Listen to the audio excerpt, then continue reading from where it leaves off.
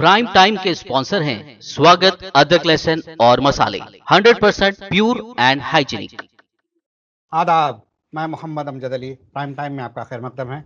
नाज़रीन किराम, मौलाना कलीम सिद्दीकी को जिस तरह से गैर कानूनी तरीक़े से और बेबुनियाद इल्ज़ामात के तहत गिरफ़्तार किया गया है, उसके साथ ही मुख्तलिफ़ गोशों से एहतजाज बुलंद हुआ है।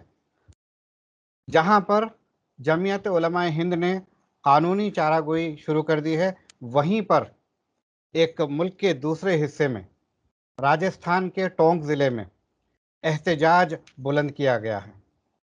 वहाँ के चंद कायदीन और नौजवान मिलकर ज़िला कलेक्टर के ऑफिस पे जाकर हुकूमतों के ख़िलाफ़ और उनकी पॉलिसियों के ख़िलाफ़ और ये जो केस जिस तरह से किया गया है उसके ख़िलाफ़ नारेबाजी की है और साथ ही साथ ज़िला कलेक्टर को मेमोरेंडम पेश किया है। मुलाहिज़ा फरमाइए वीडियो। मेरा मेरा रिश्ता क्या, मेरा मेरा रिश्ता क्या, मेरा मेरा रिश्ता क्या, दबा के बोला करो, कोई फिक्र की बात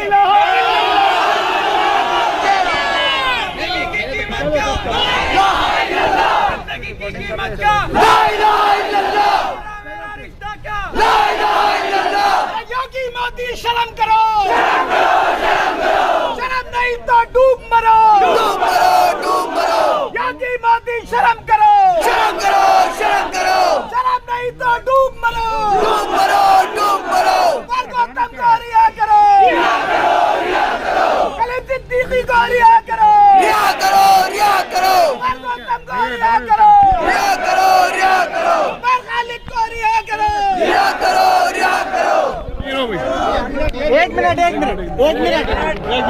एक मिनट खामोश हो भाई, खामोश हो, सुनो, सामने तो उठाओ यार, इन्हें तो उसके बाद लगाएंगे।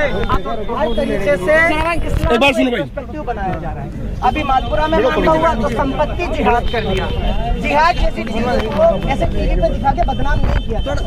हर मामले में एक मुस्लिम एंगल दे दिया जाता है और उसे बदतमीजी से पेश किया जाता है। अगर मनी लॉन्ड्रिंग का मामला है तो मनी लॉन्ड्रिंग के चार्जेस लगे। ये धर्मांतरण रैकेट क्या होता है, कोई ऐसी गंदी चीज है। हर मजहब को इंडिया का कॉन्स्टिट्यूशन ये राइट देता है कि जैसे रामायण आता था, वो एक हिंदू मजहब को प्रमोट करने की एक चीज थी। हर मजहब को ये राइट है कि आप अपनी बातें कर सकते हैं। अगर उन्होंने ये किया है तो ये कोई जुर्म की बात भी नहीं। अगर गवर्नमेंट उन्हें रिहा नहीं करती है तो हम जेल भरने के लिए भी तैयार हैं। ये मैसेज आप जरूर भाई, आप लोगों को हमारा यहाँ का काम इतना ही था कि हमें ये देना था और ये आगे चला जाए। हमने 2-3 बातें कह दी हैं कि और आप लोगों को भी अपने आप को हर तरीके से तैयार करना है। अगर हमारे उलेमा जेल जाएंगे,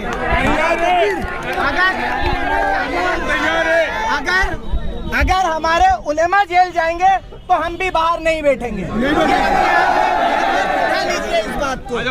दूसरी बात, आप लोगों को एक मैसेज समझ लीजिए कि आज अगर मौलाना कलीम सिद्दीकी, मौलाना उमर गौतम, उमर खालिद, शर्जिल इमाम ये लोग सेफ नहीं है, ऐसे पढ़े लिखे और इंसाफ पसंद लोग सेफ नहीं है, तो आप भी सेफ नहीं होंगे। और हम मोदी और योगी को ये मैसेज पहुंचाना चाह रहे हैं कि अगर आपका हमला ये है कि आप हमें जेल में डाल दोगे तो हम हमारे ये बता दीजिए, उन तक ये मैसेज पहुंचा दीजिए कि जेल में जाना हमारे नबियों की सुन्नत है।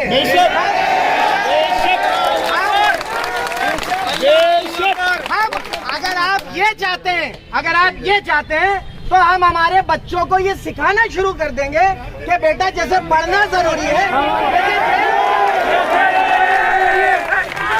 तो नाज़रीन, देखा आपने किस तरह से जो है राजस्थान के टोंक ज़िला में मौलाना कलीम सिद्दीकी के गिरफ़्तारी के ख़िलाफ़ जो है एहतजाज शुरू हो गया है। इस एहतजाज के रूह रवां कांग्रेस के कायद और समाजी जहदकार जनाब मोहसिन रशीद टोंक से हम गुफ्तगू करते हैं। मोहसिन रशीद साहब, आपका BBN चैनल पर खैर मकदम है। आप ये जो मौलाना की गिरफ़्तारी हुई, जिन हालात में हुई और जो इल्ज़ामात लगाकर उन्हें गिरफ़्तार किया गया, इस बारे में आपका क्या कहना है? देखिए, खाली मौलाना की गिरफ्तारी नहीं है, इंडिया में एक ये न्यू नॉर्मल की के तौर पे एक चीज आ रही है कि मुसलमानों को बस FIR दर्ज करके चार्जेस लगा के उठा के ले जाया जाए। फिर उन्हें अपनी बेगुनाही साबित होने में डॉक्टर कफील की तरह आप देख लें, सफूर अजहर की तरह आप देख लें, बेगुनाही साबित करने में सालों लग जाते हैं, महीनों लग जाते हैं। तो जो इनका मकसद होता है कि हाँ इन मुसलमानों में खौफ का माहौल बनाए, मुसलमानों की आवाज को दबा दें, तो ये अब कहीं ना कहीं ये एक नॉर्मल की तरह लिया जा रहा है और इसके खिलाफ हमें आवाज उठाना बहुत ज्यादा जरूरी है। अगर हम आज ये सोचेंगे कि आज मौलाना कलीम सिद्दीकी को गिरफ्तार किया है, अभी तो क्या हुआ है, कोई बात नहीं, छूट जाएंगे, तो कल आपकी और मेरी बारी भी बहुत जल्द आना है। और इसके लिए मैं एक बात कहना चाहूंगा कि ये गलती हमारी ही है। अगर हम जब डॉक्टर जाकिर नायक के ऊपर फर्जी मुकदमे बनाए जा रहे थे, अगर हम उस वक्त मसलक और फिरका नहीं होते और एक आवाज बन के खड़े हो जाते कि आप कैसे एक बेगुनाह इंसान को फंसाने की कोशिश कर रहे हैं। जब उमर खालिद के ऊपर लगाए जा रहे थे, जब सफूर अजहर के ऊपर लगाए जा रहे थे, जब डॉक्टर कफील खान के ऊपर लगाए जा रहे थे, तो भी आपको ये मानना पड़ेगा कि एक बहुत बड़ा तबका, आलिम दीन कहिए या मुस्लिम तंजीमों के रहनुमा कहिए, वो लोग खामोशी से बैठे हुए थे। तो हम उस आग को लगते हुए देख रहे थे, आज वो आग हमारे घरों तक आ चुकी। तो जरूरी है एक जहती दिखाने की, जरूरी है यूनिटी दिखाने की। जिस तरह से आपने बताया कि जब जाकिर नायक साहब के खिलाफ जो है झूठा मुकदमा दर्ज किया गया, तब उलमा ने आवाज़ नहीं उठाई। मेरा ये मानना है कि अभी भी काफ़ी उलमा आवाज़ नहीं उठा रहे हैं। अभी भी जितनी शिद्दत से होना चाहिए उतना तो अभी नहीं हो रहा। देखिए वही बात मैं आपसे कहने वाला था कि अभी भी एक कंडीशन ये है कि जिस जमात के ऊपर हो रहा है वही जमात आवाज उठा रही है। जब मौलाना साद साहब को विक्टिम बनाया गया, जब उन पे हमले किए गए, तो भी बहुत सारी जमातें खामोश रही। आज मौलाना उमर गौतम साहब, मौलाना जहांगीर कासमी साहब और अब मौलाना कलीम सिद्दीकी साहब, इनको विक्टिम बनाया जा रहा है। भाई क्या क्या दिया इन्होंने, ये समझाइए। तो क्या मैं अगर किसी से कहूं कि आप ला इलाहा इल्लल्लाह मुहम्मद रसूलुल्लाह की तरफ आइए, आपको जन्नत मिलेगी, तो ये क्या कोई गलत बात है, कोई क्राइम कर दिया मैंने? प्रॉब्लम क्या है? अगर विदेश से फंड आना प्रॉब्लम है तो आप उस चीज के मनी लॉन्ड्रिंग का केस दर्ज करिए ना, आप टैक्स बचाने का केस दर्ज करिए। क्या राम मंदिर में विदेश से फंडिंग नहीं आई होगी? आई होगी। उसकी उनसे उनके अकाउंट से उनके सीएस जो उनके होंगे, जो उनकी लीगल टीम होगी, उसको आप टाइम देते, उनसे पूछते ये पैसा कहां से आया, कहां खर्च हुआ। आपने तो अचानक एक अजीब सी चीज कर दी, रैकेट, धर्मांतरण रैकेट। क्या होता है रैकेट? कोई क्रिमिनल्स है, कोई मवाली है, कोई माफिया है, कोई ड्रग्स का रैकेट है, कोई सेक्स का रैकेट है। क्या होता है रैकेट? धर्म के रैकेट से क्या मतलब आ गया? जिस तरीके से एक गोदी मीडिया जिहाद को बदनाम करती है, हर बुरी चीज के साथ जिहाद जोड़ देती है, उसी तरीके से अब इन चीजों को शुरू कर दिया। और हमारे लोग, हमारी तंजीमें अपना अपना देख के नहीं बैठ सकती। हमने जो मैसेज दिया है कि आपको मसलक और फिरके से ऊपर उठना पड़ेगा, क्योंकि जब आपके ऊपर हमला होता है तो ये देख के नहीं होता कि देवबंदी है कि बरेलवी है, शिया है कि सुन्नी है, अहले हदीस है कि कोई और है। ये देख के होता है कि ये ला इलाहा इल्लल्लाह का मानने वाला है, इसके दाढ़ी है, इसकी टोपी है, इसका नाम मुसलमान। तो आपको इस एक अम्ब्रेला के नीचे आना पड़ेगा। अपने घर के जो इख्तिलाफ हैं वो घर में रखिए, बाहर हम सब ला इलाहा इल्लल्लाह मुहम्मद रसूलुल्लाह को मानने वाले। मैं ये जानना चाहूँ, आपने ये बताया कि इसको रैकेट की शक्ल दी जा रही है। रैकेट किसे कहते हैं? कोई एक्टिविटी रैकेट कब बनती है? देखिए, मैं एग्जैक्टली आपको रैकेट की डेफिनेशन तो नहीं बता सकता, लेकिन रैकेट जो हम आज तक मीडिया में और दूसरी जगहों पे सुनते आए हैं, जब एक बहुत बड़ा ग्रुप एक ऑर्गेनाइज्ड तरीके से कोई क्रिमिनल एक्टिविटी करता है, अगर वो ड्रग्स बेच रहा है एक ऑर्गेनाइज्ड तरीके से, अगर 2-4 आदमी बेच रहे हैं तो उसे रैकेट नहीं कहा जाएगा। जब बहुत बड़े पैमाने पे एक ऑर्गेनाइज्ड वे में कोई क्रिमिनल एक्टिविटी होती है तो उसको रैकेट कहा जाता है। एक सेक्स वर्कर, एक प्रोस्टिट्यूट अगर कहीं मिलती है तो उसे रैकेट नहीं कहा जाता जब तक वो ऑर्गेनाइज तरीके से 4, 5, 10, 50, 100 लोग मिलके उस चीज को नहीं कर। जब ऐसा कोई बड़ा मामला मिल जाता है तो सेक्स रैकेट कहा जाता है, क्योंकि वो गंदी चीज है, वो एक क्राइम है। किसी को सही मजहब पे लाना, किसी की खुशी से उसके मजहब में उसको चेंज करने में मदद करना, कौन सा रैकेट हो गया? घर वापसी भी तो एक अभियान चला था, उसे तो रैकेट नहीं कहा गया, वो भी तो रैकेट होता। फिर अभी भी मुसलमानों को अभी भी कुछ संघियों की जानिब से मुस्लिम ख़वातीन अगर जो है उनके मज़हब के फोल्ड में आ जाती हैं तो उस लड़के को लाखों रुपए देने का वादा किया जा रहा है और उसको प्रोटेक्शन देने की बात की जा रही है। तो ये तो खुला ऑफर है। यही बात मैं कह रहा हूँ, और मुझे इस ऑफर से परेशानी भी नहीं है। हम्म, अगर वो लोग ये कह रहे हैं कि भाई कोई मुसलमान लड़की किसी हिंदू लड़के से शादी करके आ जाती है तो हम उसे 10 लाख रुपए देंगे, हम उसे नौकरी देंगे, हम उसे घर देंगे, तो क्या परेशानी है? भाई उनके मजहब में जा रही है, वो उसका ख्याल रखने दीजिए। हम्म, जिस लड़की का ईमान ही इस लेवल का नहीं है उसे आप रोक के भी क्या करोगे? मैं पहली फुर्सत में कहता हूं कि अगर कोई मुसलमान इस्लाम को छोड़ना चाहता है तो कल का छोड़ दो, आज छोड़े। हमें जरूरत नहीं है, अल्लाह को तुम्हारी इबादत की जरूरत नहीं है, उसकी हमद और सना के लिए तो फरिश्ते बहुत हैं, सारे जानवर, सारी रूह जमी उसकी इबादत करती है, तुम्हारी औकात क्या है? तो हमें जरूरत नहीं है, हम नहीं रोकते किसी को। जो जिस मजहब में जाना चाहता है जाए, और जो एक सच्चे मजहब में आना चाहता है, जो इस्लाम में आना चाहता है, वो आए, इससे क्या परेशानी? तो क्या दीगर मज़ाहिब की जानिब से अगर कोई उनके मज़हब में आता है तो जिस तरह का लालच दिया जाता है, पैसों का या कुछ लग्जरी का या फिर प्रोटेक्शन का, क्या इस किस्म का ऑफर इस्लाम में आने के लिए कोई देता है?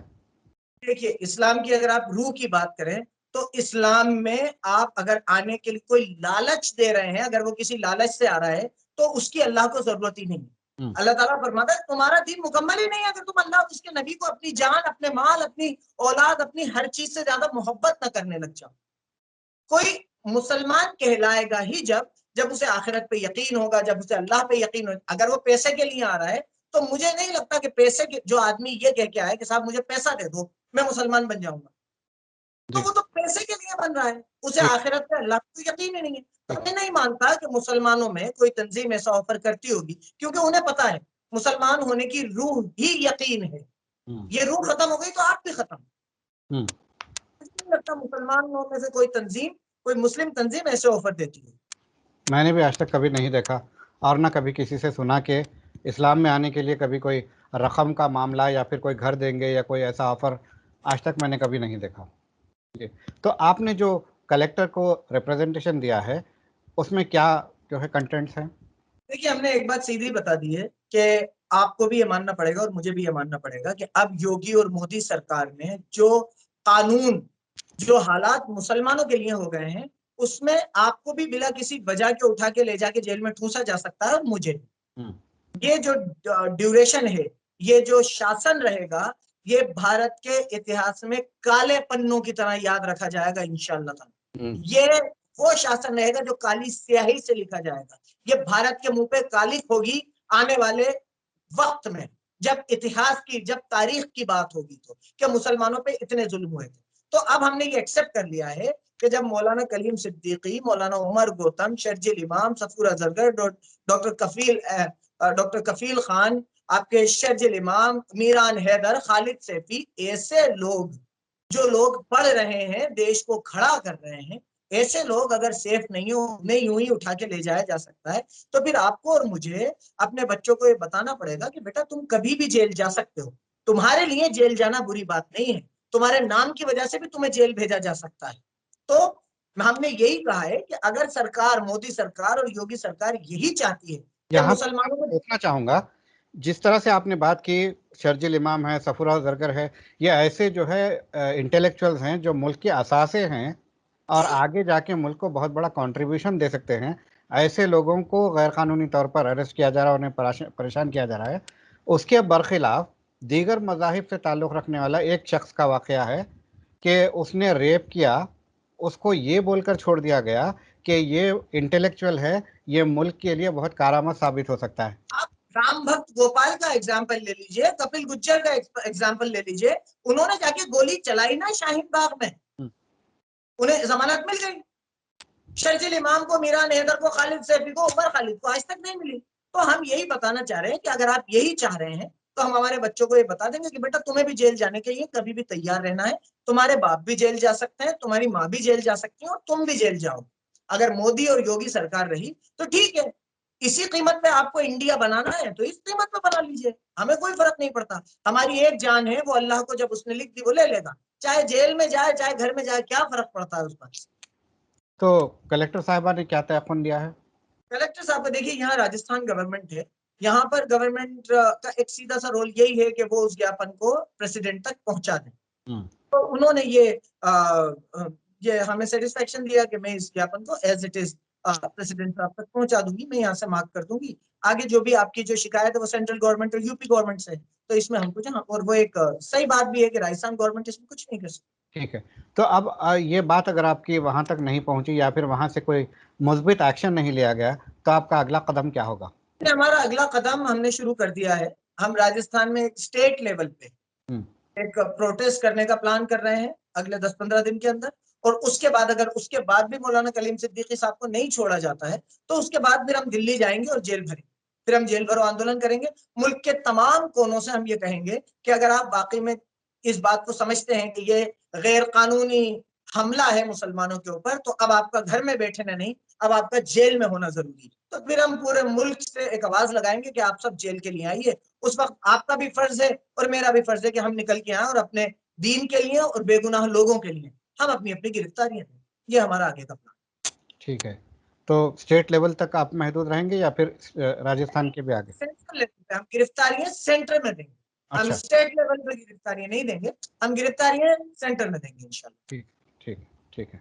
इसके अलावा और उम्मत मुस्लिमा से आपका क्या मैसेज है? देखिए, मैं एक ही मैसेज देना चाहता हूँ आज की तारीख के, आप चाहे देवबंदी हो, बरेलवी हो, शिया हो, सुन्नी हो, आप चाहे अहले हदीस हो, आप किसी भी मसलक किसी भी फिरके से हो, आप अपने इख्तिलाफ, आप अपने मसलक अपने घर तक रखिए।